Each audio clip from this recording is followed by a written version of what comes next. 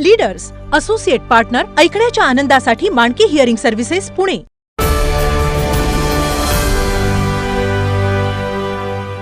नमस्कार, लीडर्स या कार्यक्रमामध्ये आपलं पुन्हा एकदा स्वागत। लीडर्स म्हटलं की ढोबळमानानं आपल्या मनामध्ये प्रतिमा उभी राहते ती राजकीय नेतृत्वाची। मात्र राजकीय नेतृत्व हे खऱ्या अर्थानं समाजाला पुढे घेऊन जातं असं नाही।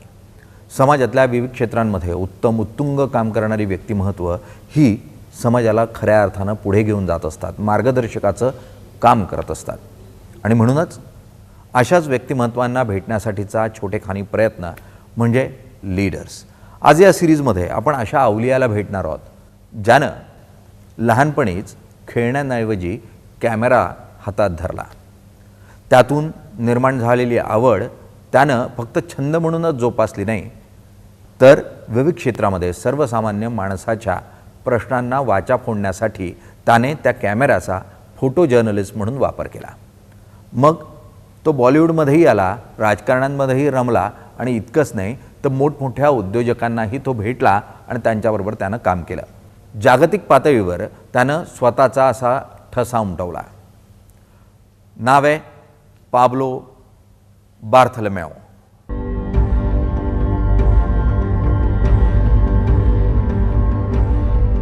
भोपाळ दुर्घटना,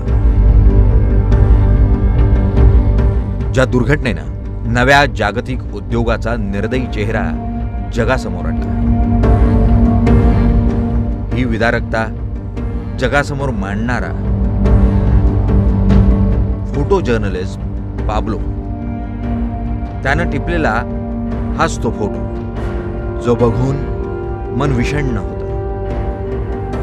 ज्या फोटोनं पाब्लोला जागतिक ओळख मिळवून दिली। मात्र असं असलं तरीही प्रसिद्धीच्या जगापासून दूर पाब्लो शोधत राहिला अव्यक्त जगाला जगासमोर आणण्यासाठी।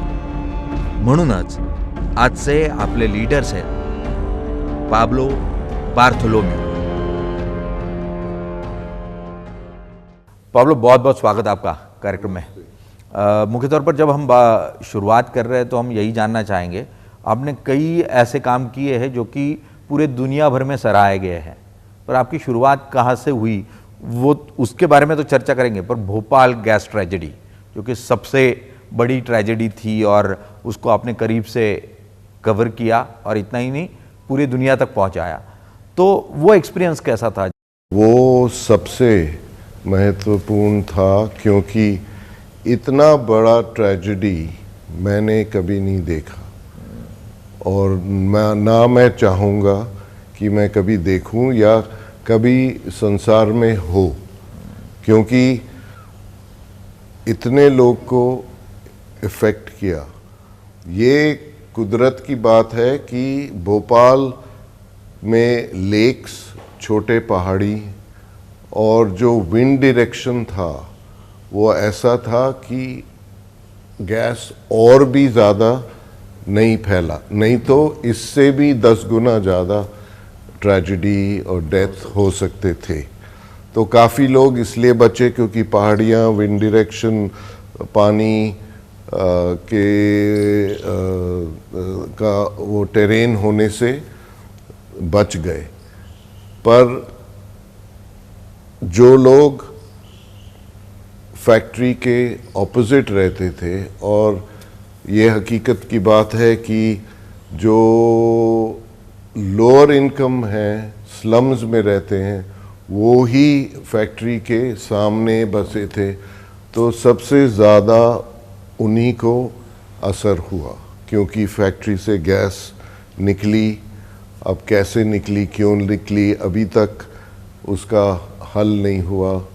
और गैस उनके पहुंची तो सबसे ज़्यादा जो नुकसान हुआ वहाँ पे लोगों को हुआ। पर अभी भी जो फैक्ट्री है उसमें इतने टॉक्सिक केमिकल्स बैठे हुए हैं कि उसको इतने साल बाद क्लीन अप नहीं कर पाए लोग। सरकारें आ गई, चली गई, तो वो भी अभी एक इकोलॉजिकल डिज़ास्टर चल ही रहा है, क्योंकि वो जो केमिकल्स हैं, बरसात होती है, ग्राउंड वाटर में जाता है, ग्राउंड वाटर सबसे ज़्यादा भोपाल में पोल्यूटेड है। पर उसमें एक आपकी पिक्चर है जो कि पूरे दुनिया में सराही गई, और वो पिक्चर थी वो छोटा बच्चा जो है उसे दफनाया जा रहा है, और आप एक हाथ जो है उसके चेहरे से घूमता हुआ मिट्टी दूर कर रहा है, और उसकी वो डरावनी आंखें जो है वो नज़र आती है। वो पिक्चर कैसे मिली? वो पिक्चर वहाँ तक पहुँचना और उसे क्लिक करना, तब का इमोशंस क्या थे, तब क्या सोच थी? देखिए, जब फील्ड में आदमी काम कर रहा होता है, चाहे वो वॉर लाइक सिचुएशन हो या नेचुरल डिज़ास्टर हो, अपने को फोकस रहना होता है। मतलब कि इमोशंस में हम गुम नहीं हो सकते। तो ये था कि जब से हम भोपाल पहुँचे, और पहले तो हम लोग अस्पताल गए, क्योंकि हमीदिया अस्पताल वहाँ का उस टाइम अभी भी शायद सबसे बड़ा अस्पताल है, मेडिकल कॉलेज भी है। तो सब लोग जो अफेक्टेड थे वहाँ पे दाखिल हो रहे थे, बच्चों से लेके बूढ़ों तक। फिर हम लोग अस्पताल से क्रीमेशन ग्राउंड जाते थे। क्रीमेशन ग्राउंड के बगल में मुसलमानों का दफनाने का ग्रेवयार्ड था। तो हमारा जो सर्किट होता था, union carbide factory, Hamidia hospital और क्रेमेटोरियम या ग्रेवयार्ड में हम लोग ऐसे रोज़ चक्कर काटते थे। तो ये शायद दूसरे या तीसरे दिन की बात थी कि जब हम ये चक्रों में घूम रहे थे, तो एक फैमिली को देखा जो कि अपने बच्ची या बच्चा, छोटा सा बच्चे को पकड़ के लोग खड़े हैं।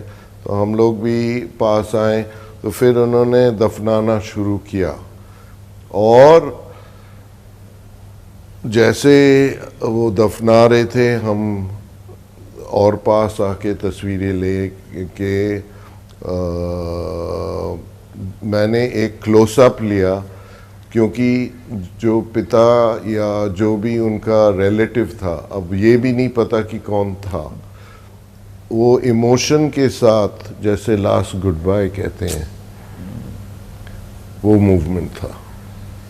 That is a world wide appreciated picture. It's become the symbol, आप कह सकते हैं कि भोपाल का चिन्ह बन गया है। हाँ, भोपाल ट्रेजेडी को लेकर आप जब भी कुछ ढूंढो तो पहले वो तस्वीर सामने आ जाती है। पर एक भोपाली ऐसा वाकया नहीं है जो आपने as a photojournalist cover किया हो। आपने कई सारे डिज़ास्टर कवर किए, उड़ीसा के डिज़ास्टर हो, पश्चिम बंगाल के डिज़ास्टर हो, और इतना ही नहीं, मुंबई का फिर बॉम्ब ब्लास्ट ही क्यों ना हो, कई सारी चीज़ें आपको नज़दीक से देखने को मिली। मुख्य तौर पर ये मौके कैसे मिले? देखिए, जब ये लाइन में जाते हैं, मैं 1983 से मैंने शुरुआत करी फ़ोटो जर्नलिज़म में। उसके पहले मैं और तरीके के फ़ोटोग्राफर करता था, कुछ कमाने के लिए, कुछ शौक़ के लिए। तो एक आइडिया होता है कि कुछ कहीं हो सकता है, या अक्सर हमको गिद्धों के साथ कंपेयर किया जाता है, वल्चर, जहाँ पे मृत्यु मौत हो तो हम लोग भटकते हैं उसको कवर करने। तो ये नहीं है कि हम लोगों को पहले से कोई इंटेलिजेंस होती है, हम लोग एम्बुलेंस चेसर जैसे बोलते हैं, वैसे ही भी काम करते हैं कि कुछ हो गया तो भागो वहाँ देखो क्या। कभी कभी मिलता है, कभी नहीं मिलता है स्टोरी, पर अक्सर मिलता है क्योंकि वो न्यूज़ सेंस बनता है। हम लोग वायर सर्विसेज को फॉलो करते हैं क्योंकि वो ही सबसे पहले ब्रेक करते हैं। तो कभी कभी एक दो दिन बाद भी पहुंचो, पर ये नहीं कि स्टोरी हर वक्त ब्रेकिंग में ही मिलती है। कभी कभी कुछ टाइम बाद भी ऐसे दिखने को मिलता है जो कि स्टोरी के बारे में काफ़ी बतलाए। मुख्य तौर पर आप राजीव गांधी जी के भी बहुत करीब रहे, क्या कारण था? राजीव गांधी से कैसे? मैं ये नहीं कहूँगा कि करीब ऐसे रहे, पर ऐसा था, मैं दिल्ली की फैमिली का बिलोंग करता हूँ, मेरे दोनों पेरेंट्स आर्ट्स में थे, तो फेमिलियरिटी तो थी ही फैमिलीज़ की। ये था कि जब राजीव गांधी आए इंदिरा गांधी के असैसिनेशन के बाद, स्टोरी ऐसे जाती है कि उनका फर्स्ट ट्रिप मॉस्को में हुआ। वो अपने ऑफिशियल फोटोग्राफर ले गए सरकारी, वो जाके वहाँ ज़्यादा ही उन्होंने पी लिया वो फोटोग्राफर ने। तो राजीव गांधी को बहुत गुस्सा आया, उन्होंने बोला जब हमारे यहाँ अच्छे फोटोग्राफर्स हैं जो कि काम कर सकते हैं, तो हम ये गवर्नमेंट डिपार्टमेंट वालों को क्यों ले जाएं जो कि अपने आप को बिहेव नहीं कर सकते। तो एक एक करके काफ़ी लोगों को वो ले गए थे अलग अलग ट्रिप में। मेरे को जो इन्होंने चूज़ किया था, जो इनकी प्रेस की टीम थी या प्रेस एडवाइज़र, वो 14 दिन का ट्रिप था 6 कंट्रीज़ में। तो हम लोग England, Cuba, Bahamas, Commonwealth meet, New York, 50th anniversary of UN, तो वो काफ़ी, और फिर मॉस्को शेड्यूल नहीं था, पर वो सरप्राइज़ हमको मिला ऑन द लास्ट डे कि हम लोग गोर्बाचोव को मिलने मॉस्को भी जा रहे हैं। तो कैस्ट्रो को क्यूबा में मिले, गोर्बाचोव को रसा में मिले। First meeting was Maggi Thatcher in London. तो काफ़ी ये सब मौका था, और ये था कि जब उस टाइम लहर ही ऐसी थी कि सब सोचते थे कि अब राजीव गांधी देश को एक और तट पे ले जाएंगे। तो मीडिया इतना प्रेशर था उन पे, और मैं फॉरेन फ़ोटो एजेंसी के लिए, French American photo agency gamma के लिए काम करता था। तो क्योंकि बड़े बड़े assignments, big name magazine, time, Newsweek, मेरी तो राजीव गांधी की फ़ोटोग्राफ पेंट हाउस में भी छपी है, जो कि उन जैसे मैगज़ीन्स में नहीं कहते, पर उनका इंटरव्यू तो क्योंकि हम भी उनके लिए काम के पुर्जे थे, तो इसलिए वो संबंध मौका मिला। कैमरा और उसका लगाव कैसे शुरू हुआ? तो ये घर पे ही हुआ, क्योंकि बचपन से ही, बहुत ही छोटे उम्र में, जैसे मैं 4 साल की उम्र, मेरी फर्स्ट मेमोरी होगी फोटोग्राफी के बारे में। हम लोग दिल्ली से, मेरी माँ यूनिवर्सिटी में इंग्लिश पढ़ाते थे, तो हम लोग जब छुट्टी मिलती थी, हम लोग पहाड़ों में 1-1.5 महीने के लिए जाते थे। तो मेरे फादर तस्वीर लेते थे, वो लोकल फ़ोटो स्टूडियो में उसको डेवलप कर देते थे, पर जो उसकी प्रिंट्स, कॉन्टैक्ट शीट बनाना, उस टाइम वो 2B साइज़ इतना बड़ा नेगेटिव रोल का होता था। तो वो घर में जहाँ हम रह रहे थे, समर घर हमारा नहीं था, हम लोग किराए पे, वो लोग वो लालटेन केरोसिन लैंप के तौर पे वो कॉन्टैक्ट शीट करके कागज़ एक्सपोज करना, डेवलप करना। तो ये मेरी फर्स्ट मेमोरी है।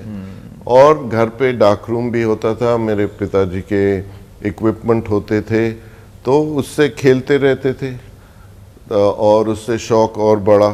फिर जब मैंने स्कूल नहीं ख़त्म किया, क्योंकि मैं थोड़ा ज़्यादा ही उल्टा स्कूल में था, तो स्कूल ने हाथ जोड़ के बोला, भाई आप थोड़ा आगे बढ़ जाओ, क्योंकि नहीं तो सबको ये बीमारी फैला दोगे।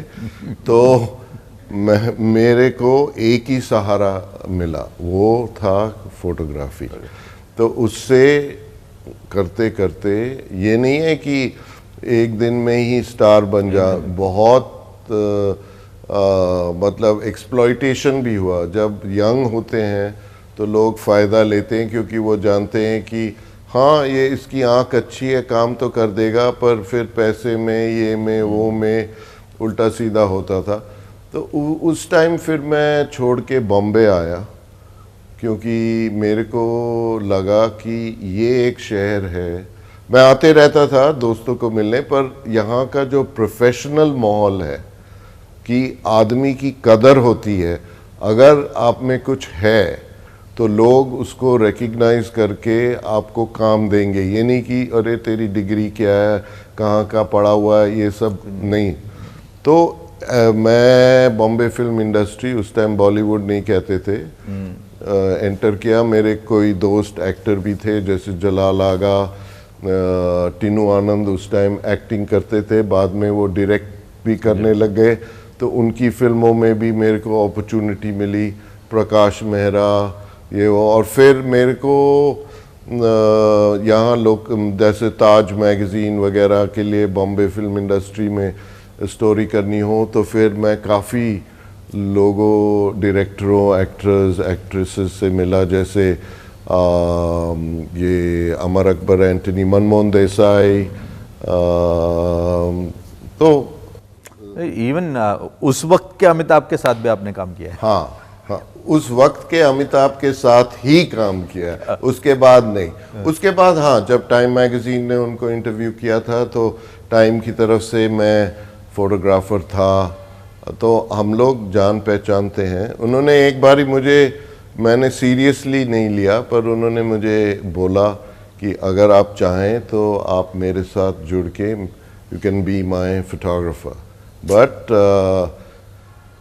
मेरा जो डायरेक्शन बहुत अलग सा था, तो वो हुआ नहीं, अब नहीं हुआ। नहीं, वो तो एक टाइम राजीव गांधी ने भी मुझे बोला था कि आप कांग्रेस पार्टी ज्वाइन कर लो। तो ये सब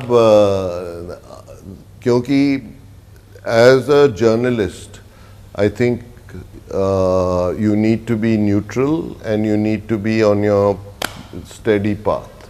तो ये है शुरुआत। और फोटोग्राफी मेरे लिए बहुत चीज़ रही, मेरे लिए थेरेपी भी रही। जब ट्रबल टाइम्स में था तो इसी ने मुझे बचाया भी है, और मेरी कमाई भी इससे हुई है, मेरा नाम भी इससे बड़ा है। तो मेरे को और कुछ करना नहीं आता, बस यही है और इसी को करते रहूँगा। हाँ, जब मैं फिल्म इंडस्ट्री में था तो मेरे को चॉइस थी कि मैं सिनेमाटोग्राफर बन सकता था, उसके बाद क्या पता डायरेक्टर भी बन सकता था। मैंने सत्यजीत रे जी के साथ भी काम किया, शतरंज के खिलाड़ी में रिचर्ड एटनबरो जब गांधी बनाए तो उसमें भी मैं स्टिल्स फोटोग्राफर था। पर मेरे को जो ग्रुप वर्क है वो इतना सूट नहीं करता। I am a single solo person, और फोटोग्राफी इसमें सबसे बढ़िया है, क्योंकि कैमरा लटकाओ और निकल जाओ। तो पाब्लो, ऐसा ही नहीं है कि आपने राजनेता देखे, ऐसा भी नहीं है कि सिर्फ आपने स्टार्स देखे, आपने कई सारे ऐसे बड़े इंडस्ट्रियलिस्ट को भी कवर किया। नंदन नीलकनी के शुरुआती दिनों में आपने उनके साथ काम किया, या कई सारे बड़े लोग हैं। तो फिर जब राजनीति हुई, बॉलीवुड हो गया, ये मौका कैसे मिला? 90s में जब आईटी इंडस्ट्री अपने पैरों पे अपने आप बढ़ने शुरू करे, बिफोर गवर्नमेंट सरकार ने को पता चला, अरे ये तो बहुत बड़ा इंडस्ट्री बन गया, इसको रेगुलेट करो, ये करो, वो करो। वेस्टर्न, क्योंकि मैं वेस्टर्न मीडिया में काम करता था, तो वहाँ से इंटरेस्ट चालू हो गया कि विप्रो के जो मालिक थे, या इन्फोसिस के फाउंडर्स जो थे, या HCL के जो हेड हैं मिस्टर नाडर, टाटास का भी TCL सबसे पुराना है। तो मेरे को ये सब कहानियाँ की असाइनमेंट्स मिलती थी कि आप इनकी इंटरव्यू हो रही है तो पोर्ट्रेट करो, या इन्फोसिस पे एक स्टोरी करो कि उनका कैंपस कैसा है, क्या होता है, प्रोग्रामर्स कैसे काम करते हैं, उठते बैठते जीते हैं। तो ये सब ह्यूमन इंटरेस्ट स्टोरीज भी थी और पर्सनालिटी ओरिएंटेड स्टोरीज भी थी। एक तरफ इतनी चकाचौंध थी और दूसरी तरफ नागाज की लाइफ, जो कि पूरा कॉन्ट्रास्ट था। तो आप नागास की तरफ कैसे आकर्षित हो गए? तो मेरा जो ये मैं अपना पर्सनल वर्क की कैटेगरी में डालता हूँ। मेरे पिताजी बर्मा के हैं और या थे, वो फिर रेफ्यूजी आए सेकेंड वर्ल्ड वॉर में। जब वो चल के आ रहे थे, 30 दिन की जर्नी होती थी एज अ रेफ्यूजी क्रॉस करने को इनटू इंडिया, और पहाड़ी इलाका होता था उस टाइम। काफ़ी टेरेन में नागा लोग की बस्तियां होती थी। तो मेरा इंटरेस्ट नागाज में तब से रहा है जब मैं बचपन में ये कहानियां सुना कि ये हेड हंटिंग ट्राइब्स होते थे। पर मुझे समझ नहीं आया कि अगर ये इतने हेड हंटिंग टाइप पीपल हैं, तो इन्होंने ये जो लोग जो सामने से गुजर रहे हैं, इनका सर क्यों नहीं टांग दिया। तो इसलिए समझने के लिए कि ये हैं कौन, इनका क्या है, क्या सोच है, क्या उठना है, क्या बैठना है, इसलिए मैं गया। तो बाद में तो ये पता चला कि ये अपने बीच में ही काटते हैं ज़्यादातर। ये नहीं कि कोई बाहर के भी काटते होंगे, पर जो इन्होंने देखा, ये लोग आ रहे हैं और उनको तरस आया, तो इन्होंने इनको मदद करी। तो ये ग्रैटिट्यूड जो मेरे दिल में बना रहा, इसको एक्सप्लोर करने के लिए ग्रैटिट्यूड और क्यूरियोसिटी कि ये कौन लोग हैं। मैं 10 साल की पीरियड में अबाउट 500 दिन अपने जीप में घूमा। और ये जो नागाज हैं, ये 30 ट्राइब्स हैं। तो नागा तो जेनेरिक नेम है, पर जैसे आओ, अंगामी, कोन्याक, यिमचुंगर, ऐसे नाम, टंकुल, ये सब अलग अलग ट्राइब्स हैं। इनकी माइग्रेशन भी अलग अलग है, इनकी बोली भी अलग अलग है। तो जब ये एक दूसरे से बात करते हैं तो एक लिंगुआ फ्रैंका बोली होती है जिसको बोलते हैं नागामीज। वो असमीज, इनके कुछ शब्द इंग्लिश, हिंदी सब मिक्स करके ये इनकी ये कॉमन लैंग्वेज बन गई है एक दूसरे। नहीं तो ये एक दूसरे की बोली नहीं समझ सकते। इन लोगों को देखने के बाद और पूरी तरह से वेस्टर्न वर्ल्ड को देखने के बाद आपको क्या लगता है कि हम वो जो विकास था वो उन तक क्यों नहीं पहुंचा पाए, या वो उस विकास तक क्यों नहीं पहुंच पाए? हमको गलतफहमी होती है कि हम सोचते हैं कि जो गांव में रहते हैं या ट्राइब्स हैं वो अंडर डेवलप्ड हैं, और हम उस चश्मे से देखते हैं जो हम सोचते हैं कि डेवलपमेंट क्या होना चाहिए। ये लोगों के पास जो नॉलेज धरती की, इकोलॉजी की, कैसे इन्वायरमेंट के साथ रहना चाहिए, ये बहुत एडवांस्ड है। हम लोग पीछे रह गए सीमेंट और लोहा और कांच के पीछे भागते हुए। इतना कि जो आजकल जो बड़े सिटीज़ हैं, जहाँ ढाल है या जहाँ तालाब होता था, वो सब भूल के बिल्डरों ने बना दिया सब, जो कि जब बारिश आता है तो सारा पानी पानी होके ख़त्म। तो इनको नॉलेज होती है कि कैसे, कहाँ पे क्या करना चाहिए, क्या, क्योंकि वो जनरेशनल ऑब्जर्वेंस होती है, देख देख के, सीख सीख के, क्या चीज़ कैसे बोना, कब बोना, बांस से क्या क्या चीज़ें ये बना लेते हैं। तो वो एकदम इको फ्रेंडली होता है। अब हम लोग सब eco friendly, environmental impact, climate change, ये वो पे जा रहे हैं, पर इन लोगों को नॉलेज है। हाँ, इनकी मॉडर्नाइजेशन की कहानी अलग से है। आप जब नए फोटोग्राफर्स को देख रहे हैं जो कि एक्सपेरिमेंट कर रहे हैं, अलग तरीके से सोच लाने का प्रयास भी कर रहे हैं, तो आप उनको कहाँ देखते हैं? आपको लगता है कि सिक्योर हाथ में है जो ये आर्ट फॉर्म है, या आपको लगता है कि कई सोच को बदलाव की ज़रूरत है? प्रॉब्लम यहाँ है कि दो चीज़ होते हैं कोई भी आर्ट में। एक उसका क्राफ्ट होता है जो कहते हैं फॉर्म, और वो फॉर्म को सीखने के लिए काफ़ी प्रयास करना पड़ता है। जैसे जब मैं सीखा था तो वो फिल्म होता था, उसको प्रोसेस करना पड़ता था, प्रिंट करना पड़ता था। कैमरास में भी एपर्चर होते हैं, शटर स्पीड होते हैं, उन दोनों का रिलेशनशिप कंट्रोल कैसे हो सकता है, फिर डेप्थ ऑफ फील्ड ज़्यादा लाना हो या कम करना हो।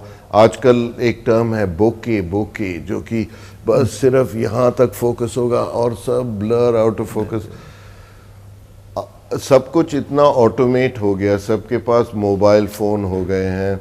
कोई DSLR खरीदता है तो वो सोचता है कि मैं 30 मार खान फोटोग्राफर बन गया हूँ। पर जो टेक्निक्स, जो बेसिक्स हैं, उनको नहीं समझ आता। तो बटन दबाओ तो आजकल मैकेनाइजेशन, कंप्यूटराइजेशन से काफ़ी कुछ हो जाता है। तो ये है कि दूसरा हुआ फिर कंटेंट। तो अगर आप फॉर्म में ही कच्चे हैं तो फिर कंटेंट को कैसे आप काबू में लाएंगे? प्रॉब्लम मेरे लिए ये है, जब मैं नए जनरेशन के लोगों को देखता हूँ, और ये सिर्फ फोटोग्राफर्स में नहीं, आजकल बहुत आर्टिस्ट भी फोटोग्राफी करते हैं, वीडियो करते हैं। पर प्रॉब्लम यही है कि वो बटन दबाया, कुछ रिजल्ट आ गया, उसका घुमा चुमा के लिख के ये बन गया। पर आई फील कि फॉर्म को लेके सीख के फिर कंटेंट बनाने में फिर बहुत तरक्की हो सकती है। पाब्लोंशी बोलल्यानंतर एका गोष्टीची तो जाणीव होते, ती म्हणजे कोणत्याही कला प्रकारामध्ये यशस्वी व्हायचं असेल तर त्यासाठी म्हणून काही तप द्यावी लागतात। त्यातून मग तुम्हाला तो कला प्रकार जो आहे तो अवगत होतो आणि मग त्यातले तुम्ही मास्टर किंवा लीडर बनवले जाऊ शकतात। त्यामुळे आज कॅमेरा घेतला किंवा आज एखादी आर्ट फॉर्म बरोबर घेतलं की उद्या तुम्ही त्यातले मास्टर झालात किंवा लीडर झाला असं होऊ शकत नाही। त्यामुळे तपश्चर्या, रियाज हा खूप महत्त्वाचा आहे। पाब्लो, आज आपने जो वक्त दिया उसके लिए बहुत बहुत धन्यवाद। Thank you. Thank you. Leaders ऐकण्याच्या आनंदासाठी मांडकी हिअरिंग सर्व्हिसेस पुणे।